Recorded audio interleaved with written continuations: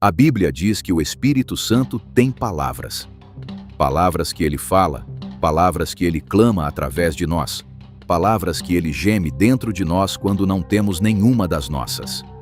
Os primeiros cristãos rezavam essas palavras todos os dias, como saudações, despedidas e últimas palavras no leito de morte. Mas em algum momento, ao longo dos últimos 16 séculos, nós paramos.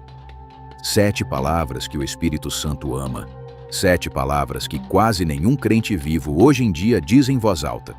No final, você vai entender por que dizê-las pode mudar algo em você que nenhum sermão jamais conseguiu.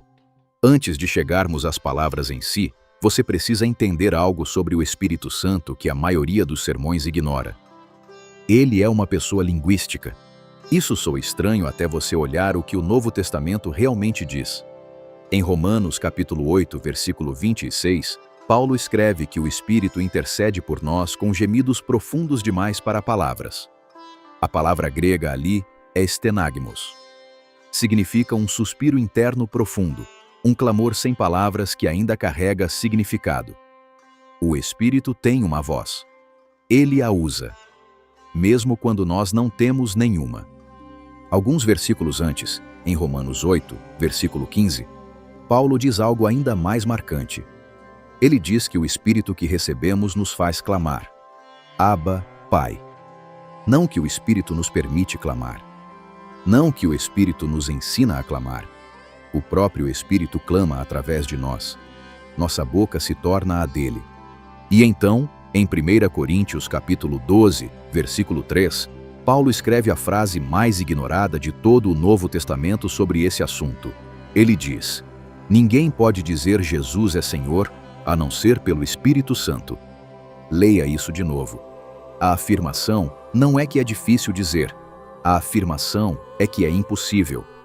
A confissão em si é um milagre.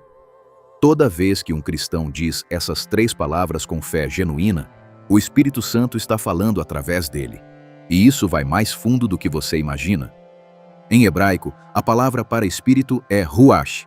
Significa sopro, vento, voz. Em grego, a palavra para espírito é pneuma. Significa exatamente a mesma coisa. Sopro, vento, voz. O Espírito Santo é, na linguagem da própria Bíblia, o sopro de Deus. E o sopro é o que forma palavras.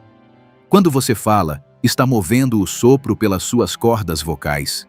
Quando o Espírito fala, ele está movendo o sopro de Deus através do seu povo. O que significa que as palavras que você diz com a sua boca não são algo pequeno. Elas são o ponto de encontro entre o seu sopro e o dele. São onde o céu e o seu corpo se encontram. E a primeira vez que o Espírito Santo chegou em poder, em Atos capítulo 2, a primeira coisa que ele fez foi dar palavras. Não foram sinais, prodígios ou curas, embora esses viessem depois. O primeiro ato do Espírito no Pentecostes foi encher a boca de 120 crentes com línguas que eles nunca tinham aprendido. O fogo não falou, o vento não falou, mas as pessoas falaram. Atos 2, versículo 4, é específico. Todos ficaram cheios do Espírito Santo e começaram a falar em outras línguas, conforme o Espírito lhes concedia que falassem. A palavra grega ali para falar é apophthegomai. É a mesma palavra que Pedro usa 5 versículos depois para descrever sua própria pregação naquele dia. Significa falar com autoridade, declarar, proclamar com poder. O Espírito lhes concedeu que falassem. Este é o milagre fundador da igreja cristã. Não foi o túmulo vazio, o cenáculo, nem o dia da ascensão. O milagre fundador, aquele que trouxe 3.000 pessoas à fé naquela única tarde, foi o Espírito Santo abrindo bocas humanas e enchendo-as de palavras. E o que essas palavras fizeram, o Novo Testamento nos conta, mudou a história do mundo. Os primeiros cristãos entendiam isso. Eles construíram sua vida de oração em torno de palavras específicas. Rezavam-nas diariamente. Escreviam-nas nas margens das suas Bíblias. Diziam-nas como saudações, como despedidas, como últimas palavras no leito de morte. E então, lentamente, ao longo de 16 séculos, nós paramos. Aqui estão as 7 palavras que paramos de dizer. Começando por uma que vai soar estranha para a maioria dos ouvidos cristãos, mas que um dia foi a oração mais comum de toda a igreja. A primeira palavra é aramaica. São 4 sílabas. Ma-ra-na-ta. E foi a oração mais comum nos 3 primeiros séculos da fé cristã. Você pode encontrá-la no capítulo final da primeira carta que Paulo escreveu aos Coríntios. Ele termina a carta com uma saudação pessoal, escrita de próprio punho. E a última coisa que ele escreve, no aramaico original, não em grego, é a única palavra maranata. Significa, vem, Senhor Jesus. Mas veja como Paulo a usa. Ele não a traduz. Ele não a explica. Ele simplesmente a coloca no final da carta como se todo cristão que lesse fosse reconhecê-la imediatamente. Porque todo cristão reconhecia. Maranata era a senha da igreja primitiva. A saudação, a despedida, a oração diária. Você pode encontrá-la novamente num documento chamado Didaquê. A Didaquê é um dos escritos cristãos mais antigos fora do Novo Testamento. Foi compilada no final do 1º século, possivelmente antes de alguns dos evangelhos, e contém a liturgia completa do culto de comunhão mais antigo do cristianismo.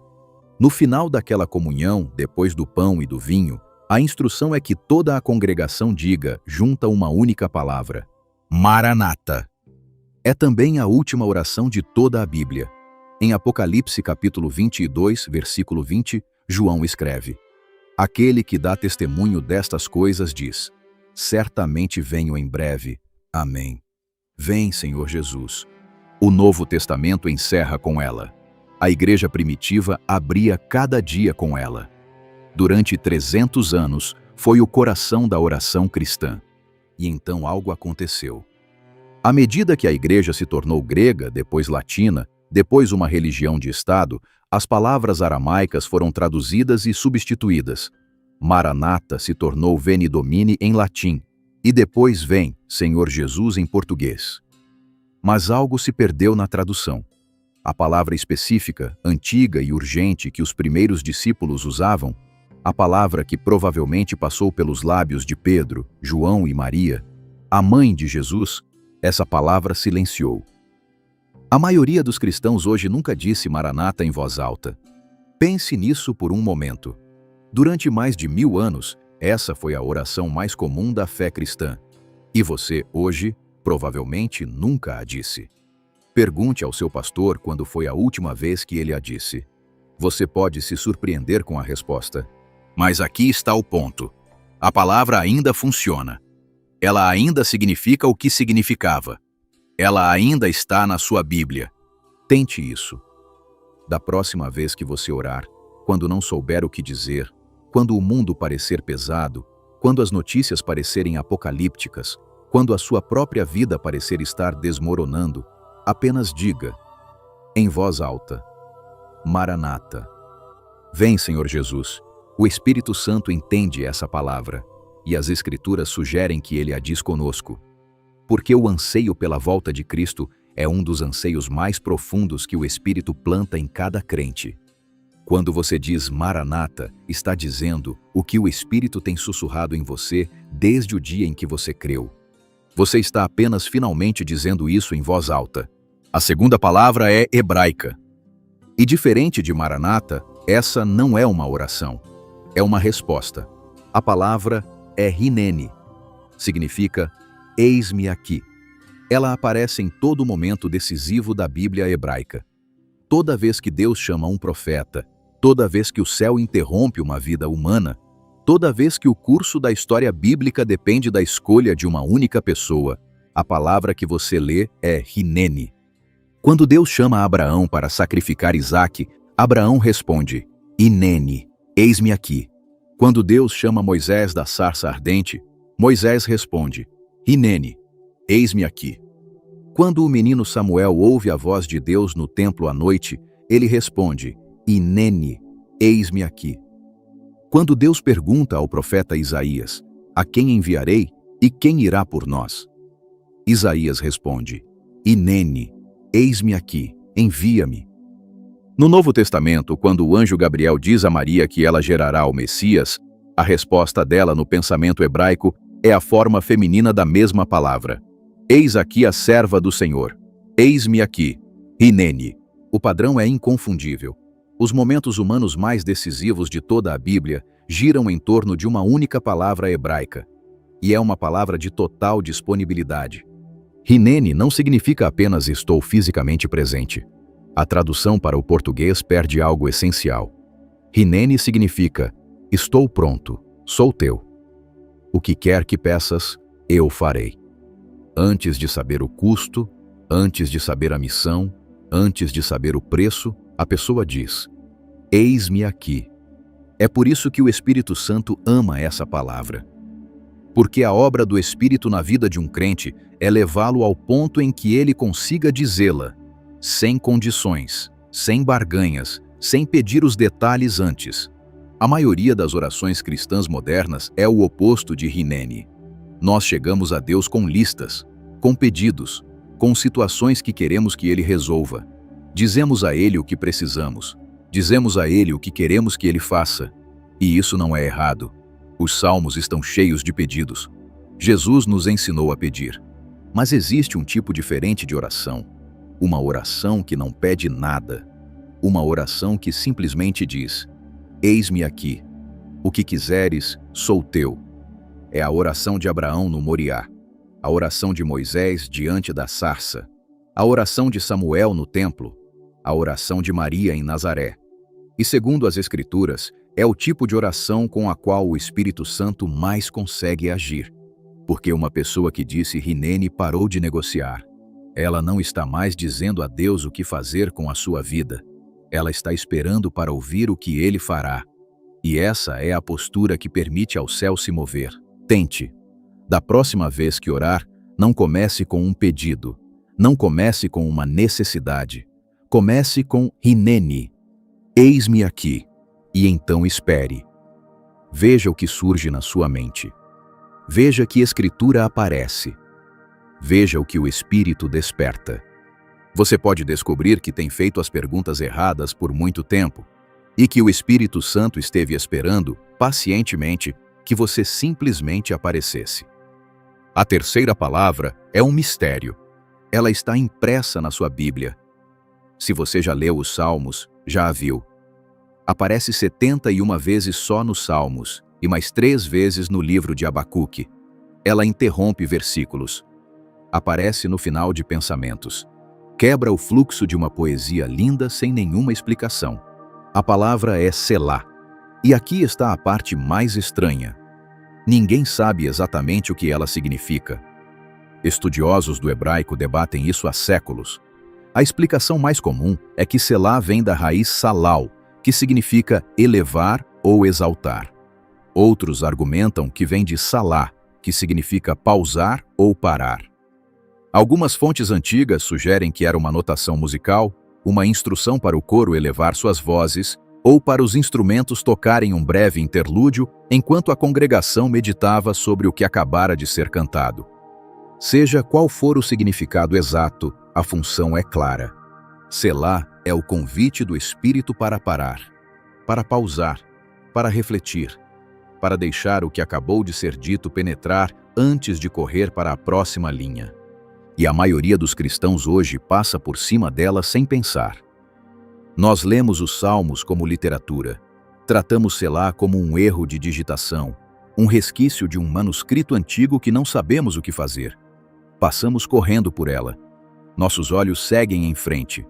O próximo versículo começa e continuamos lendo. Mas o Espírito Santo que inspirou esses salmos colocou essa palavra ali 71 vezes. Ele a colocou ali de propósito. E o que ele estava fazendo era pedir ao leitor que fizesse algo que os cristãos modernos quase nunca fazem. Pare, respire, fique com a palavra que acabou de ser dita. No Salmo 3, Davi escreve: Eu me deitei e dormi. Tornei a acordar porque o Senhor me susteve. Não temerei milhares de pessoas que se puseram contra mim de todos os lados. Selá. Pare aí. Fique com isso.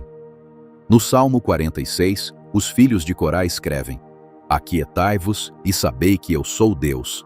E então, alguns versículos depois, o Salmo encerra com: O Senhor dos exércitos está conosco.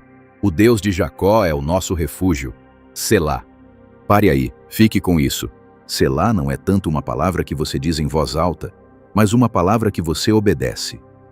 E aqui está o ponto que a igreja moderna precisa ouvir. O Espírito Santo não tem pressa. Ele fala no silêncio. Ele age na pausa. Ele é aquele que paira, se move, espera.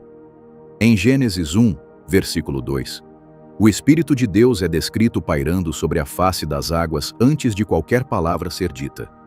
Ele estava lá antes do princípio, e a sua postura não mudou.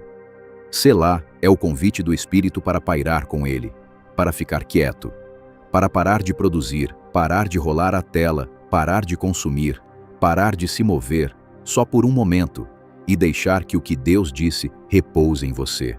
Se a sua vida cristã parece barulhenta, se a oração parece mecânica, se a adoração parece rasa, há uma boa chance de que você tenha pulado Selá a vida inteira. Tente. Da próxima vez que ler um salmo e encontrar essa palavra, realmente pare. Largue o livro. Feche os olhos. Respire. Não corra para o próximo versículo. O Espírito Santo não tem pressa. Aquele silêncio que você sente não está vazio. Aquele silêncio é ele. A quarta palavra são três. Na verdade, três palavras gregas, mas que funcionam como uma única declaração. E este é o meio do vídeo, então preste atenção, porque o próximo ponto é algo que a maioria dos cristãos não faz ideia de que está na Bíblia deles. A frase é Kyrios Iesous. Em português, Jesus é Senhor.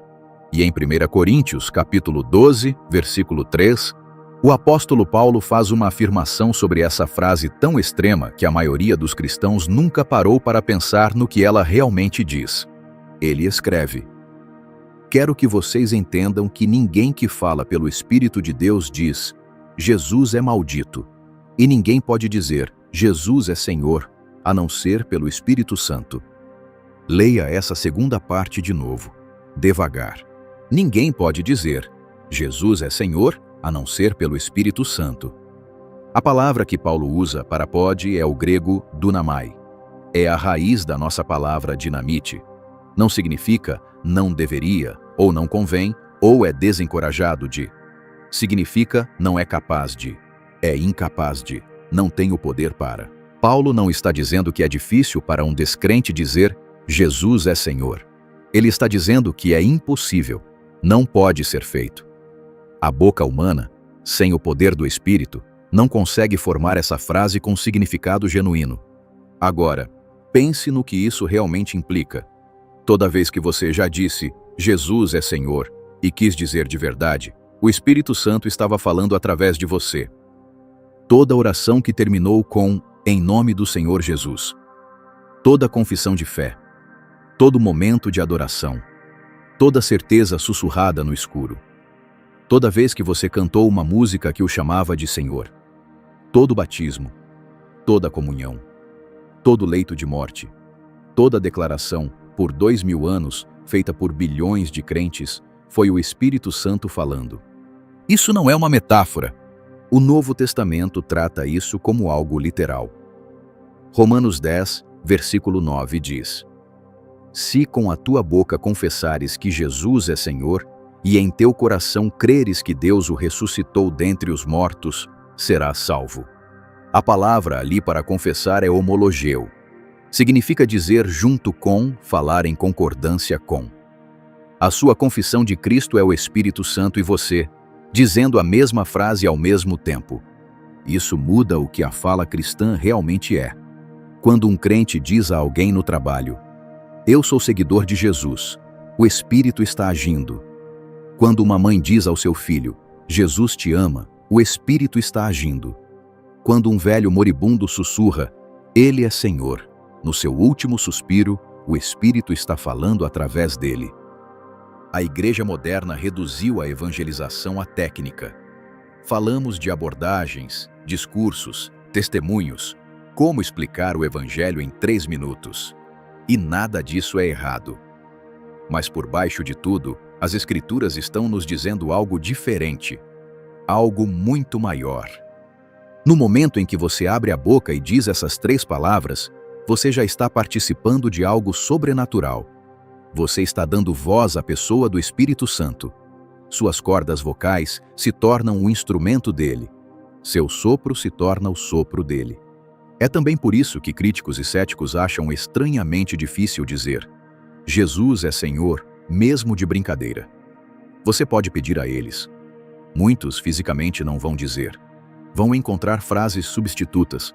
Vão murmurar. Vão rir. As Escrituras dizem por quê. O Espírito não habilita a zombaria. A confissão é dele. Sem ele, a boca não consegue formá-la com significado. E há mais uma coisa que você precisa saber sobre essa frase.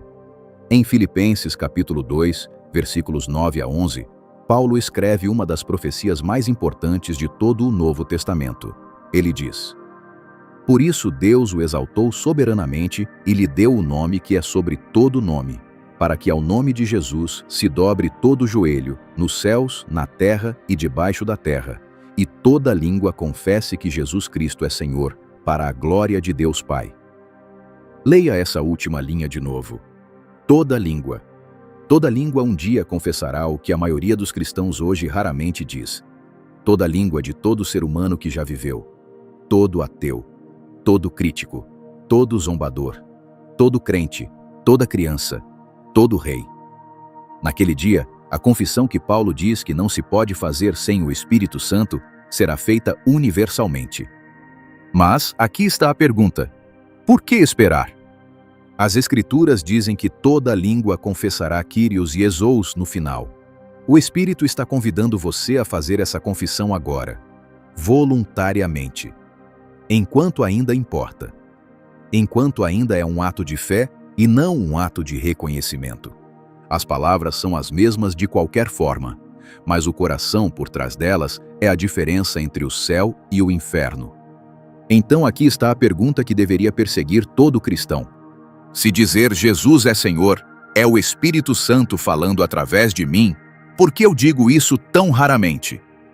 Por que essas 3 palavras, que são literalmente a frase mais cheia do Espírito que um ser humano pode pronunciar, estão ausentes da maioria das conversas cristãs? Tente hoje, em voz alta, sozinho se precisar. Apenas diga: Jesus é Senhor. Algo aconteceu quando você disse. Talvez não tenha sentido, mas aconteceu, e vai acontecer toda vez. A 5ª palavra é a última palavra que Jesus falou. Em João capítulo 19, versículo 30, somos informados de que Jesus, sabendo que sua missão estava cumprida, disse uma palavra da cruz e então inclinou a cabeça e morreu. Em grego, essa palavra é tetelestai. Geralmente é traduzida como está consumado. Mas essa tradução é fraca. Ela sugere algo terminando, acabando, parando. A palavra grega significa algo muito mais específico. Tetelestai é um termo bancário. No 1º século, quando uma dívida era paga integralmente, o comerciante escrevia tetelestai na conta. Significava pago integralmente, completado. Nada mais é devido. A relação entre devedor e credor está agora encerrada permanentemente, sem possibilidade de reabertura. Era também uma palavra usada nos tribunais antigos. Quando um prisioneiro cumpria toda a sua sentença e era libertado, o pergaminho que descrevia seu crime recebia o carimbo tetelestai. A punição foi cumprida. O prisioneiro não deve mais nada à sociedade. E era usada por artesãos. Quando uma obra de arte estava completa, o mestre a assinava com tetelestai. A obra está inteira. Nada mais é necessário. Isso é o que Jesus disse da cruz. Ele não disse: eu estou acabado. Ele disse: está consumado. A dívida está paga integralmente. A sentença foi cumprida. A obra está inteira. Você provavelmente já sabe disso. Já cantou sobre isso, leu sobre isso, acredita nisso. Mas quando foi a última vez que você realmente disse a palavra de volta? O Espírito Santo, segundo João capítulo 16, versículo 14, toma o que é de Cristo e o declara a nós. O trabalho dele é trazer a obra consumada de Jesus para as nossas vidas reais, para o nosso passado, para os nossos arrependimentos, para a nossa vergonha, para as nossas lutas contínuas com o pecado. E a forma como ele faz isso é nos ajudando a declarar a mesma palavra que Jesus declarou. Sobre os nossos erros, tetelestai, pago integralmente. Sobre a nossa vergonha, tetelestai, sentença cumprida. Sobre as dívidas que sentimos ter com Deus, tetelestai, a obra está inteira. Nada mais é necessário. Isso não é pensamento positivo. Isso não é um truque mental. Essa é a aplicação mais básica do próprio Evangelho. A obra do Espírito é nos ajudar a nos firmar naquilo que Jesus já terminou.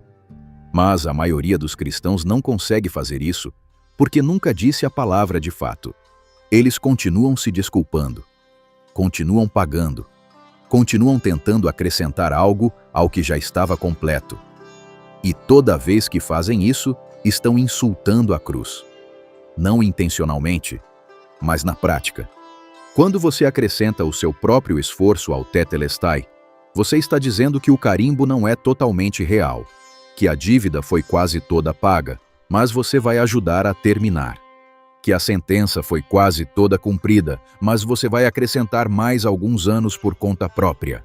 O Espírito Santo não consegue trabalhar com isso, mas no momento em que você diz a palavra, em voz alta, no momento em que declara sobre a sua própria vida o que Jesus declarou sobre toda a criação, algo muda.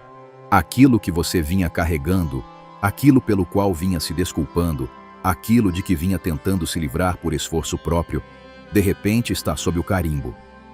Tetelestai. Tente. Pense naquilo que você não consegue deixar ir, aquilo que te persegue, aquilo pelo qual você pediu perdão 10.000 vezes. Diga a palavra sobre isso.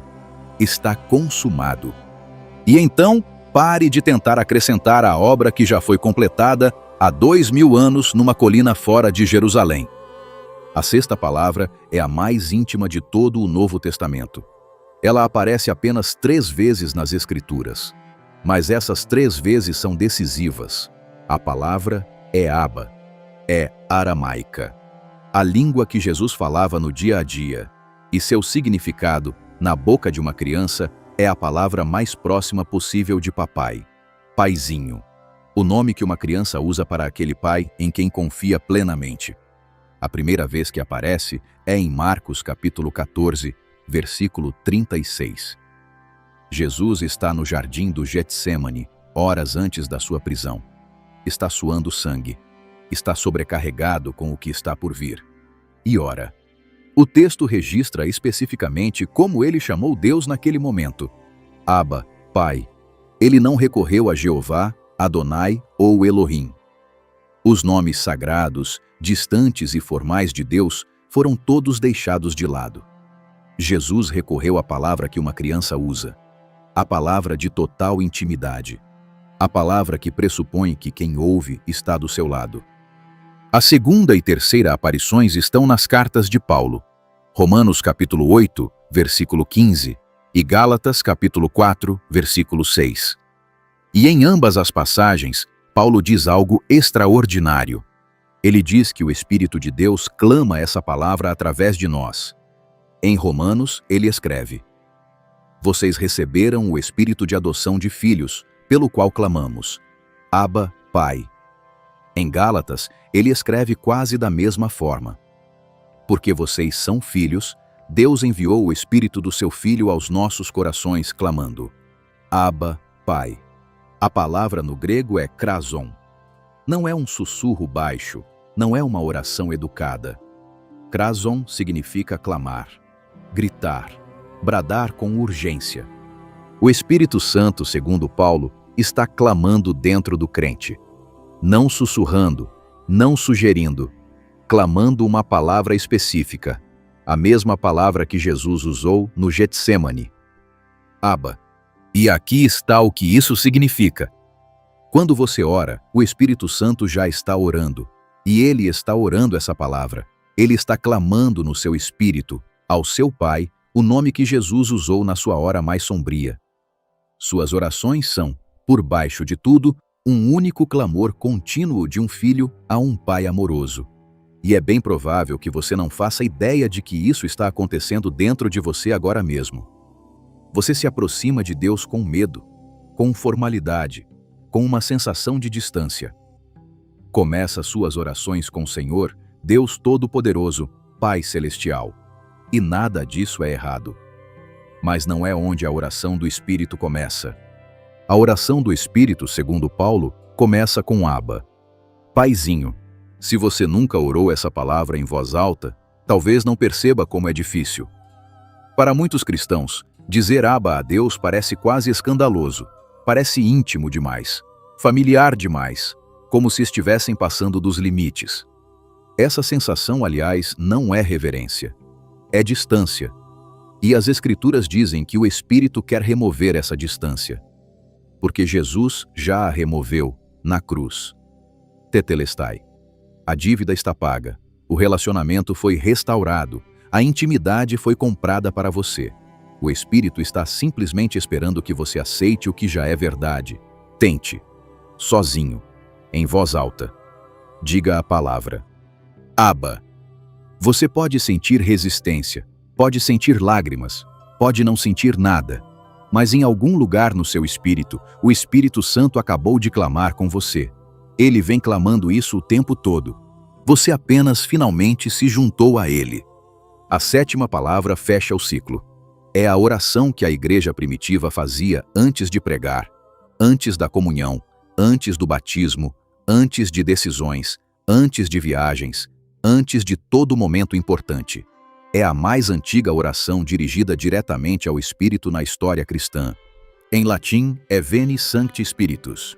Em português, Vem Espírito Santo. 3 palavras. Máxima simplicidade. E durante 15 séculos, essa oração abria todo o grande ato de adoração na igreja cristã.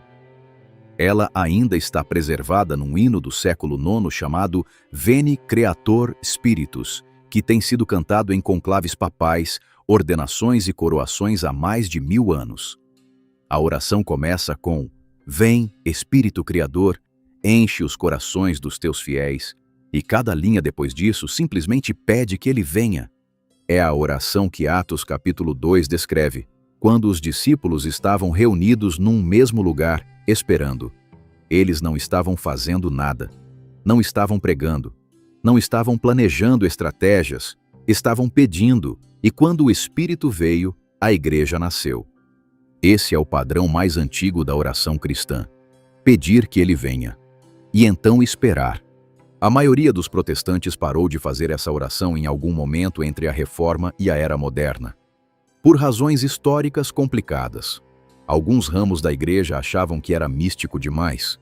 Outros achavam que dava atenção demais ao Espírito em vez de a Cristo.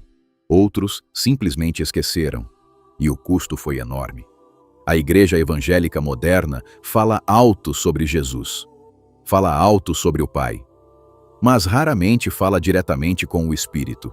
E então o Espírito, que é uma pessoa com sentimentos, que pode ser entristecido, segundo Efésios 4, versículo 30, é frequentemente tratado como uma força ou uma energia, em vez do que as Escrituras dizem que ele é. Alguém, com um nome, que responde quando é chamado. Você pode orar ao Pai, pode orar ao Filho, mas o Espírito Santo também é plenamente Deus, plenamente pessoal, plenamente presente. E ele responde quando é invocado. Este é talvez o teste mais prático que você pode fazer. Nos próximos 7 dias, comece cada oração com 3 palavras. Vem, Espírito Santo. Não passe correndo por elas. Não acrescente nada. Apenas diga as palavras, em voz alta, e faça uma pausa. Espere um momento. Depois continue com o que você ia orar. Você não vai se tornar uma pessoa diferente em 7 dias, mas vai notar algo. Algo na textura da sua vida de oração vai começar a mudar. Não porque as palavras são mágicas, mas porque você está finalmente se dirigindo à única pessoa da Trindade que a maioria dos crentes ignora. Ele esteve esperando para ser chamado. 7 palavras. Maranata, Hineni, Selá. Jesus é Senhor. Tetelestai. Abba. Vem Espírito Santo. Nenhuma delas é mágica. Nenhuma delas produz resultados só por ser pronunciada. As Escrituras não são sobre encantamentos, e o Espírito Santo não é uma máquina automática. Mas essas 7 palavras são palavras que sustentam, são o vocabulário que o próprio Espírito usa. São as palavras em torno das quais os primeiros cristãos construíram sua vida de oração. São as palavras que aparecem nos momentos decisivos de toda a história bíblica, na boca dos profetas, no clamor do próprio Messias, na última linha da própria Bíblia. E a maioria dos cristãos hoje não diz quase nenhuma delas. Isso não é sobre ser religioso. Não é sobre acrescentar uma prática a uma vida cristã já atarefada.